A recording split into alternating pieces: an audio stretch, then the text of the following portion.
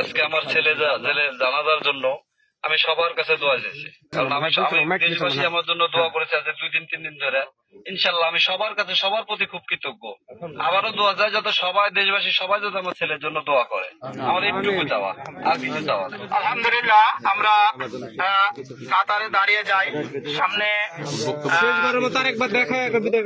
জি, আমি শোক সন্তপ্ত পরিবারের জন্য সকলের কাছে দোয়া কামনা করছি।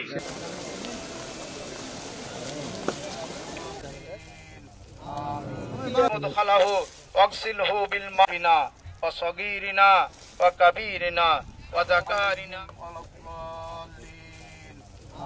ইন্নাকা হাদিনা বা'দা।